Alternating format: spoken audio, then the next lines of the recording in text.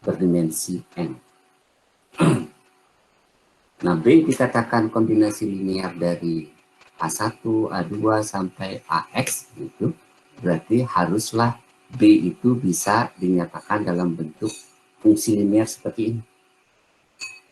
B sama dengan X1 kali vektor A1 ditambah X2 kali vektor A2 ditambah dan seterusnya sampai XP dikalikan vektor AP.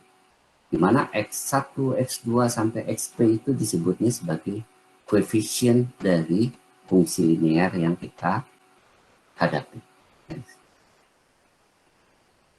Nah, tentunya nilai dari X1 sampai XP itu adalah elemen dari bilangan real juga. Nah, tentunya pertanyaannya emang ada vektor B yang tidak bisa dinyatakan dalam bentuk fungsi linear? Ya bisa, banyak ya.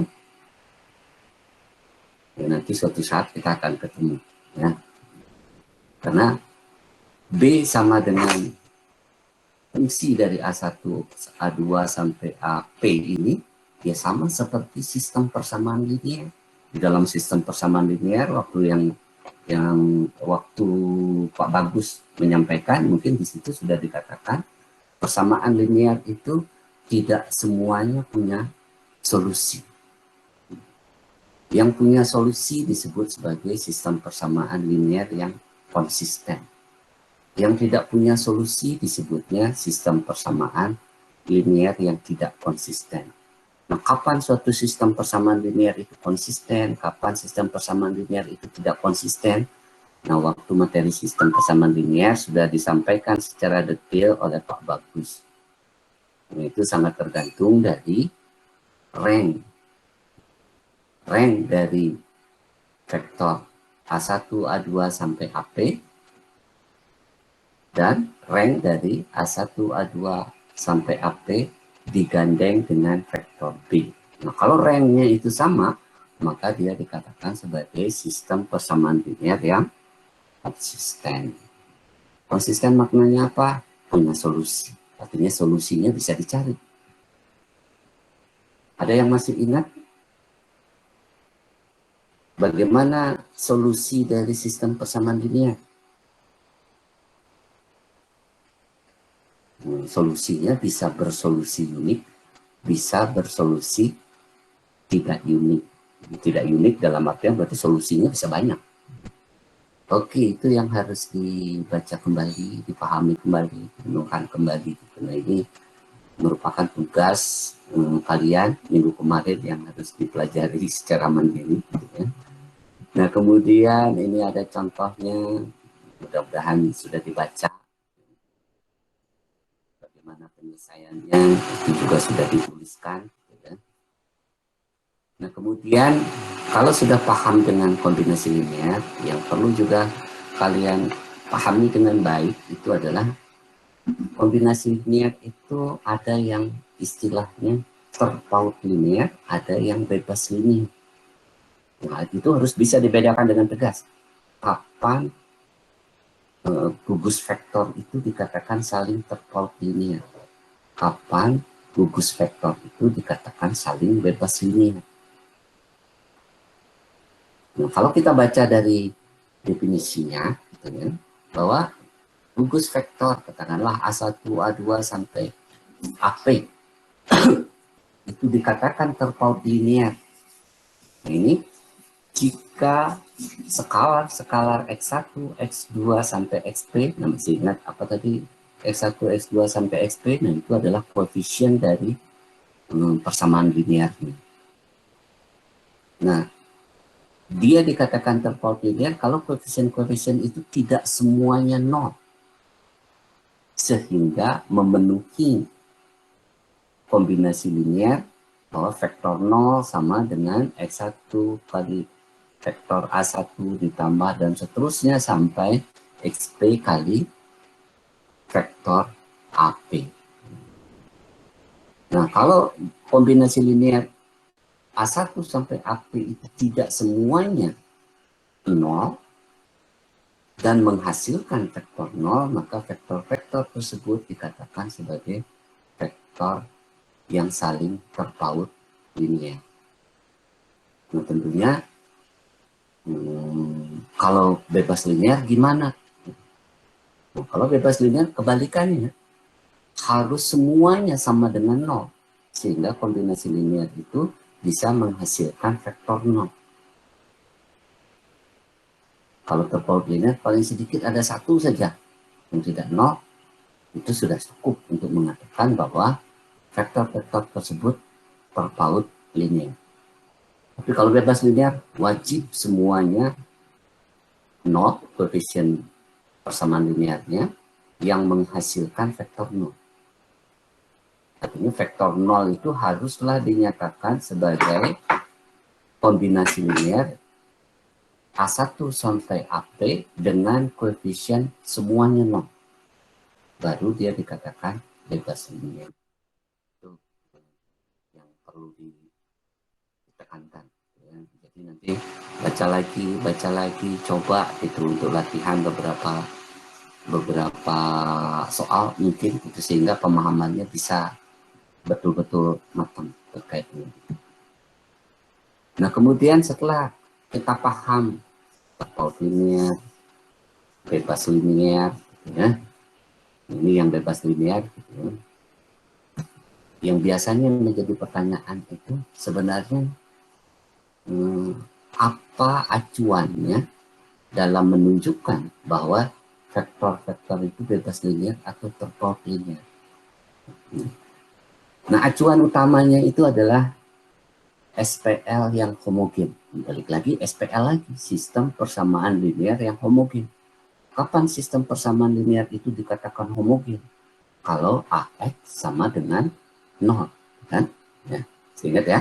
Mudah-mudahan kalian masih ingat AX sama dengan 0. Nah, tentunya kalau AX sama dengan 0, dia merupakan sistem persamaan linear yang punya solusi. Dia sistem persamaan linear yang konsisten. Nah, kalau dia punya solusi, solusinya tunggal atau solusinya banyak. Kalau dia solusinya tunggal, maka dikatakan vektor-vektor penyusun A itu saling bebas linear.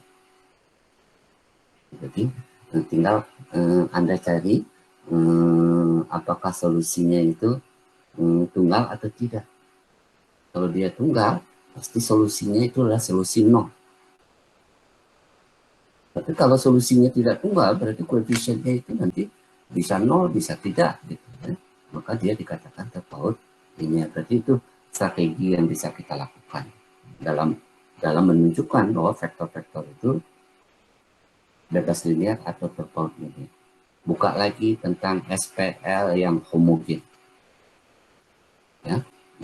Jadi kalau dia solusinya trivial, berarti dia bebas linear. Tapi kalau solusinya non-trivial, pasti dia terpaut linear. Nah, contohnya sudah ada, disiapkan juga di slide, caranya mencari, gitu ya. Nanti, karena ini menjadi tugas Anda, berarti kalian harus baca-baca kembali bapaknya, poin-poin yang harus dipertegas dalam memahami itu apa saja, gitu ya. Kemudian strateginya seperti apa. Nah, teknisnya Anda baca di slide. Nah, itu bebas ini. Nah, tentunya menjadi pertanyaan, buat apa kita belajar tentang terpaut linear, bebas linear, gitu ya.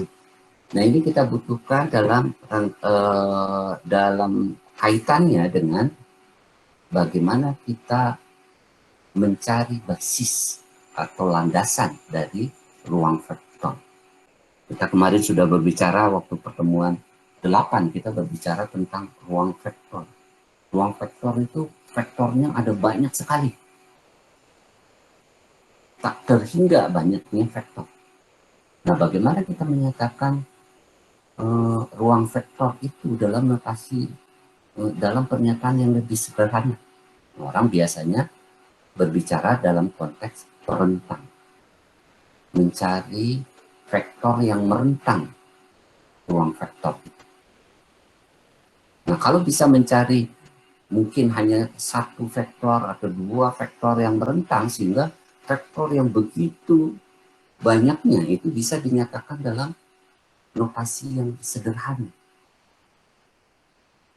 di mana vektor-vektornya itu direntang oleh dua vektor yang nantinya akan menjadi landasan dari ruang vektor yang bersangkutan. Oke, jadi mau belajar tentang landasan, kalian harus memahami dulu konsep merentang. Apa itu merentang? Itu, katakanlah sekarang kita punya vektor V1, V2, V3 sampai Vn. Nah, ini kita katakan sebagai kandidat, gitu ya, kandidat vektor yang akan merentang suatu ruang. Nah, ini kita sebut sebagai perentang untuk ruang vektor V. V itu ruang vektor sembarang. Jika dan hanya jika setiap vektor di V itu dapat dituliskan sebagai, nah ini kita sudah mulai dihadapkan dengan konsep kombinasi di dalam ruang vektor. Jadi, kalau vektor-vektor di dalam V ini, nah katakanlah kalau misalnya U gitu ya, ini merupakan vektor elemen dari V, maka vektor-vektor U di dalam V itu haruslah dapat dinyatakan sebagai kombinasi linear dari vektor-vektor perentangnya ini. Ya.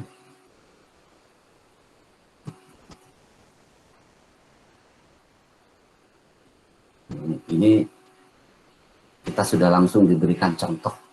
Katakanlah kita berbicara sekarang vektor ruang vektor R2.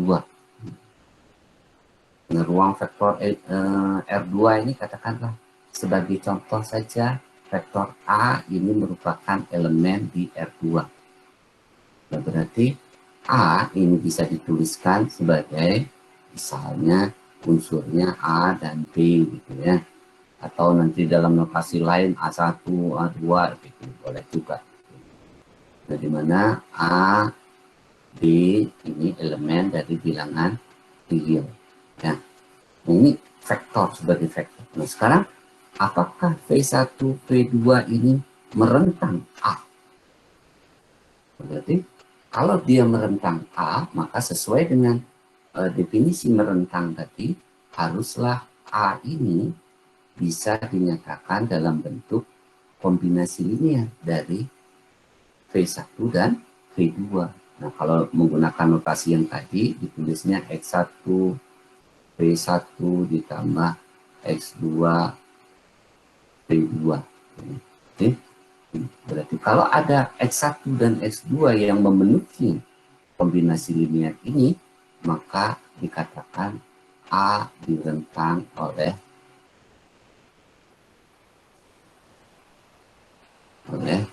V1 dan V2. Ya, ini secara konsep. Jadi ini jika X1 dan X2 ini ada. Ini yang jadi pertanyaan. Oke. Nah, kalau dari contoh ini, misalkan V1-nya 21, V2-nya 32. Nah, kemudian, kalau salah satu vektornya itu vektor sembarang di R2 ini, berarti bisa dituliskan seperti ini. Nah, kemudian dibuat ini. Nah, cari solusinya. Ada nggak solusinya? Ada solusi atau tidak? Nah, kalau ada solusi, berarti maka kita bisa mengatakan bahwa vektor A di R2 direntang oleh V1, V2. Nah, bagaimana mencarinya? Ya, nah, kalau dalam konteks ini kan sebenarnya mudah gitu ya. Karena matriknya hanya bicaranya dua vektor gitu ya. Nah, kalau bicara vektornya banyak, nah itu jadi masalah. Nah, menjawab ada solusi atau tidak, tinggal dicek saja ini. Gitu ya. Berarti kalau ini kemudian kita nyatakan dalam bentuk V1, V2, ini kita nyatakan dalam bentuk matrik, ini ya. Kemudian ini ada vektor alfa, ini sama dengan vektor apa tadi A, ya. Maka cukup sebenarnya kita tunjukkan, boleh seperti ini, cari solusinya boleh, ya.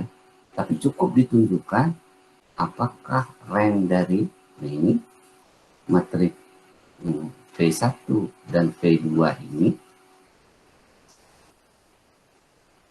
sama gak dengan rank dari matrik V1, V2 digandeng dengan B, ya, B A.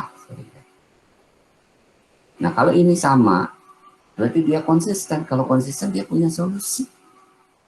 Kalau dia punya solusi ya berarti A itu bisa direntang. Berarti pernyataan kombinasi linear seperti ini atau di pernyataan linear seperti kombinasi linear seperti ini itu ada solusinya. Berarti kalau ada solusinya berarti dia direntang. Kalau tidak mau sampai di sini saja gitu ya, berarti cari solusinya. Benar nggak ada solusi? Boleh juga. Berarti lebih bagus kalau kalian bisa langsung cari solusinya berapa.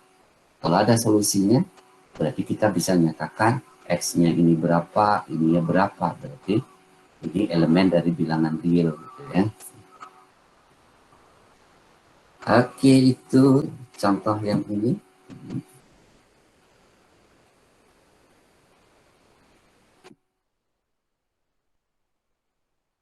Nah, sekarang kalau sudah paham merentang, kalian juga harus pahami kemudian kapan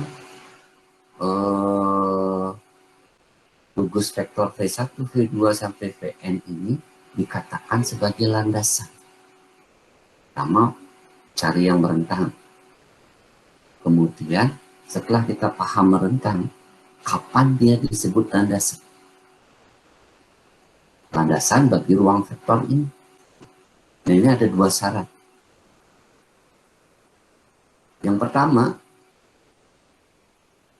tadi syaratnya mestinya ini dibalik ya.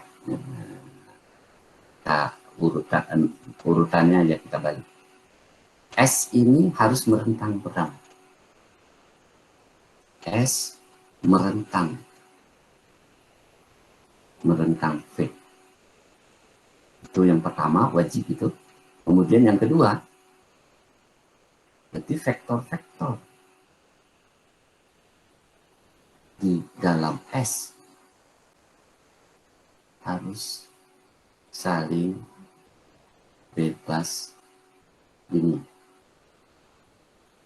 Ini yang dua syarat ini yang wajib terpenuhi.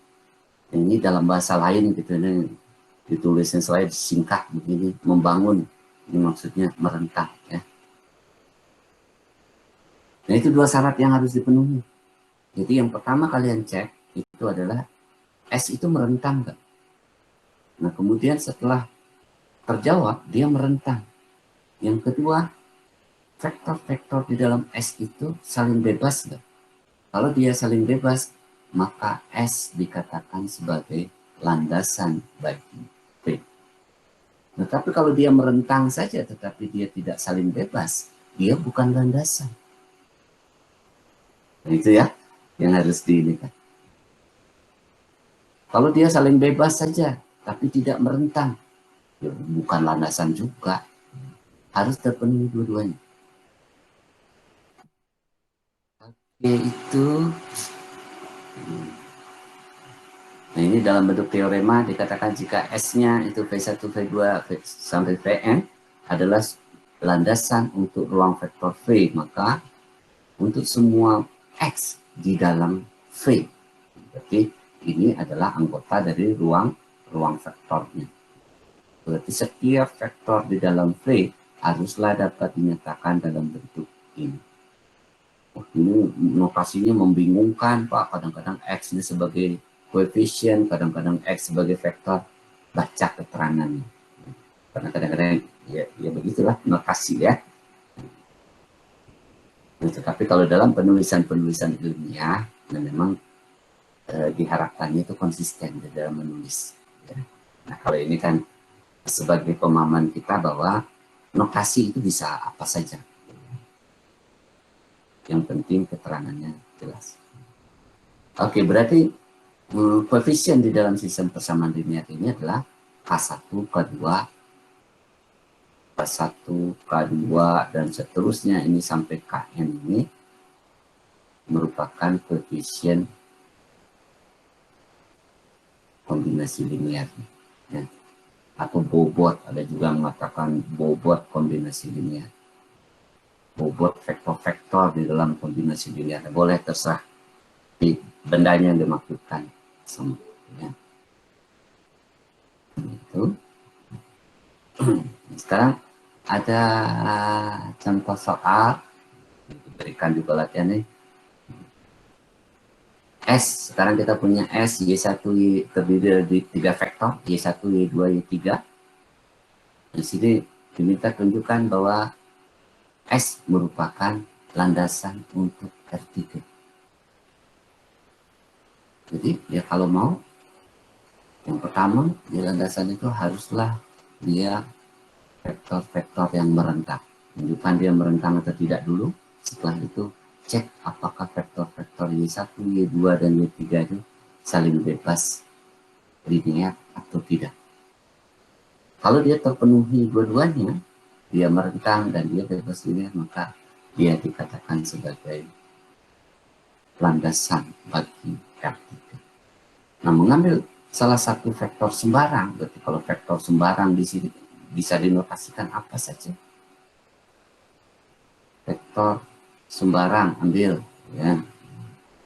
Misalnya katakanlah kalau tadi menggunakan notasi X, gitu, boleh juga X ini adalah tiga dimensi ini, berarti ini vektor yang berukuran tiga dimensi. X unsurnya Y, kemudian Y, kemudian Z. Ada catatan di sini X, Y, Z. Ini harus elemen dari R, baru dia merupakan elemen dari R3. Berarti R3 di sini ini susunan 3 bilangan real. Real, gitu kan, disebutnya R3. Nah, oke, setelah itu baru tinggal tunjukkan ini. Yang pertama dia merentang, maka haruslah ya, kalau syarat pertama merentang, ya, tapi ada yang dikerjakan. X ini haruslah bisa dinyatakan sebagai K1 Y1 ditambah K2 kali Y2 ditambah K3 kali Y3. Caranya gimana? Berarti ini balik lagi sistem persamaan linear. Kapan ini punya solusi? Yang tadi Bapak sudah sampaikan di slide sebelumnya. Susun aja ini jadi X ini sama dengan apa? Matrik. Ini susun jadi matrik Y1, kolom-kolomnya ini. Kemudian dikalikan dengan vektor K. Ini sudah mirip dengan persamaan apa? Kalau dalam SPR ini sama dengan AX, berarti A-nya ini, X-nya itu K, ini sama dengan B. Ya. Kapan ini punya solusi? Kalau dia punya solusi ya dia merentang. Kalau nggak punya solusi nggak merentang. Berarti cek ini. Ini sebagai apa namanya bantuan. Cukup itu. Tapi kalau mau lebih detail lagi, cari solusinya. Berarti sampai mencari solusi boleh juga. Nah setelah ditunjukkan ini, baru kalian lanjutkan dengan yang kedua. Apa yang kedua? Dia bebas linear atau tidak? Jadi, yang kedua itu Anda harus tunjukkan apakah Y1, Y2, Y3 ini bebas linear enggak? Ini yang harus ditunjukkan. Gimana caranya menunjukkan bebas linear? Oh, bebas linear itu kalau semua bobot kombinasi linear ini, berarti K1, K2, K3,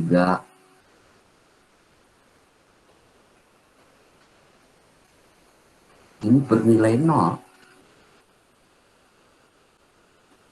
Semuanya ini bernilai 0 untuk kombinasi linear yang sama dengan 0, maka dia dikatakan bebas linear. Jadi wajib semuanya 0, baru dia bebas linear. Gimana caranya menunjukkan? Susun lagi kayak gini. Ini berarti pedoman bantuannya kita menggunakan AE sama dengan 0. Ini kan disebutnya SPL homogen ya. Ini disebutnya homogen. Homogen ini pasti punya solusi. Nah, cuman solusinya unik atau tidak. Ini berarti X-nya unik atau trivial. Nah, kalau dia tidak trivial, maka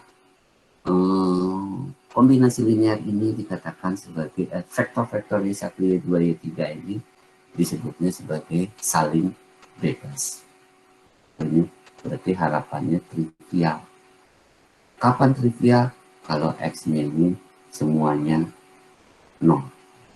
Jadi kalau dalam konteks kebebasan linear, berarti kalau K1, K2, sampai K3-nya itu 0. Ya. Oke, ini cuma petunjuknya saja, berarti itu yang harus dicoba. Dicermati jawaban yang diberikan di sini. Nah, kalau yang di sini, strateginya itu adalah mencari solusi. Langsung dicarikan solusinya, lebih bagus juga. Kalau mau langsung cari solusi, lebih bagus. Itu kalian baca semua, kemudian kalian pahami dengan baik. Setelah kombinasi linear, baru tunjukin bebas linear. Ini juga sudah dijelaskan dengan baik ya di dalam slide. Nanti berarti tinggal dilatih. Gitu. Nah, kalau dia sudah bebas linear dan membangun, di sini menggunakan istilah membangun, merentang ya. Span perentang, ya. Merentang. Kalau dia merentang semua vektor merentang, maka disebut juga membangun gitu ya. Sejalan juga yang dimaksud. Maka S itu dikatakan sebagai basis atau landasan. Nah, berapa landasannya? Ya. Berapa banyaknya vektor yang menjadi landasan? Itu biasanya tergantung dari ini.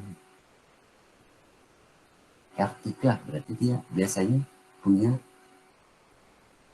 minimal 3 vektor perentang.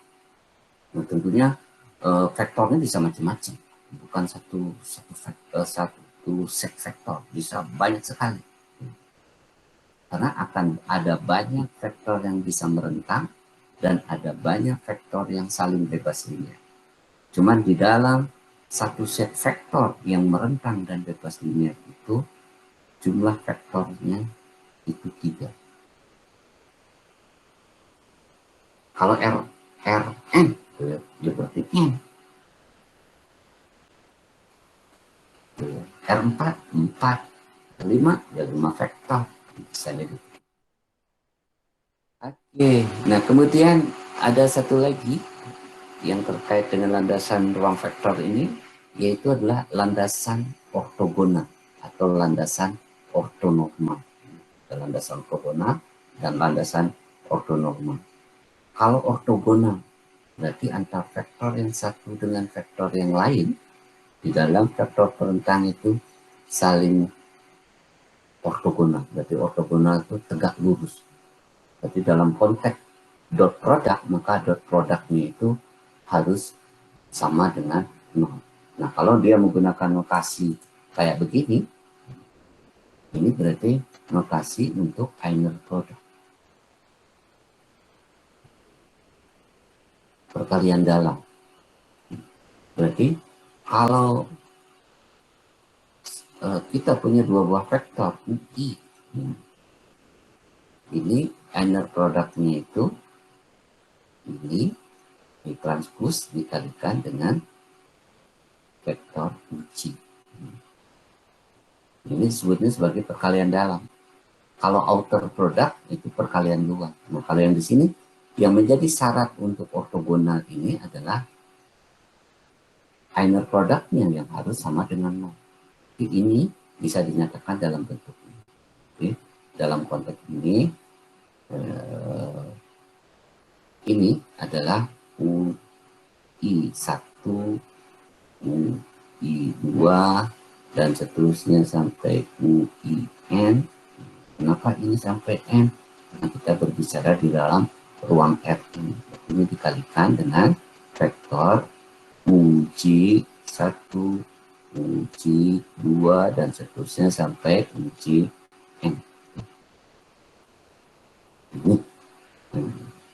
Ini yang harus sama dengan 0.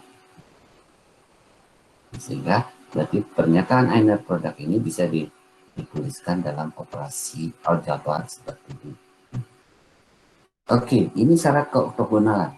Berarti kalau U1, inner product U1 dengan U2 ini 0, U1 dengan U3 ini 0, maka dikatakan vektor-vektor di dalam S itu saling ortogonal.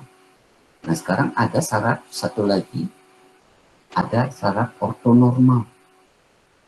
Nah, kalau ortonormal, vektor-vektornya wajib ortogonal, kemudian vektor-vektornya memiliki norma 1. Nah, norma itu yang dimaksudkan itu adalah panjang vektor. Kalau sering sebutnya, S-nya ini adalah terdiri dari vektor satuan. Apa itu vektor satuan? Vektor-vektor yang panjangnya 1. Nah, panjangnya itu dituliskan dalam notasi norma. Atau panjang atau norma vektor ya. Normal vektor.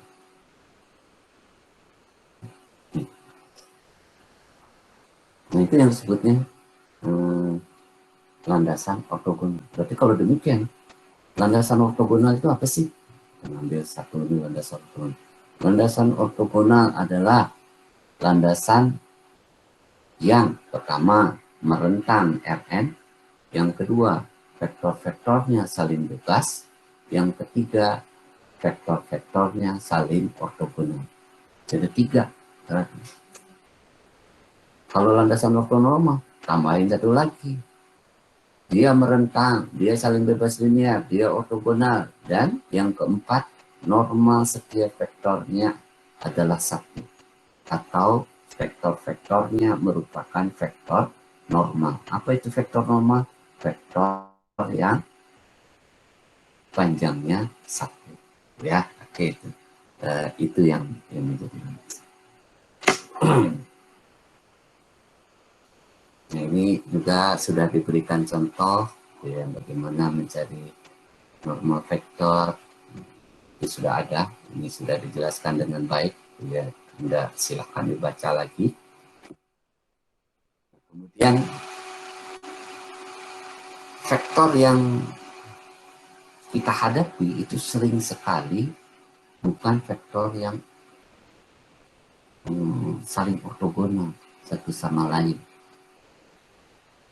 Terus gimana caranya mengortogonalkan? Nah, ada yang disebutnya sebagai proses ortogonalisasi Gram-Schmidt. Ini baca di slide tambahan yang kemarin Bapak share juga, berarti wajib dibaca di situ. Karena suatu saat bisa jadi kita dimintanya, kita diberikan vektor, nah kemudian vektor itu ternyata memang landasan. Tetapi bukan itu poin utama pertanyaannya. Bisa jadi pertanyaannya, carilah landasan ortogonal dari landasan ruang vektor Rn.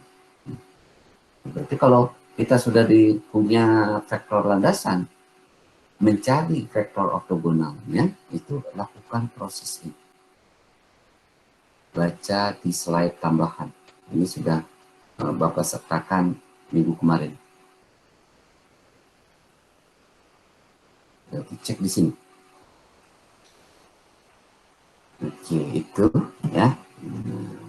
Itu terkait dengan landasan ruang vektor. Di situ sudah nyambung itu pembahasannya dari kombinasi linear, kemudian dari konsep kombinasi linear itu dijadikan dasar untuk menentukan apakah vektor-vektor itu saling terpaut linear atau tidak.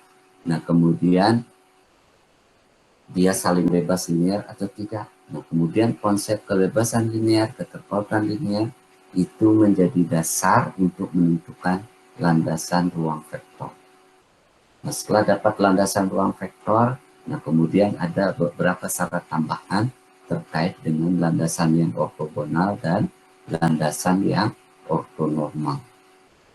Oke, itulah kurang lebih materi terkait dengan landasan.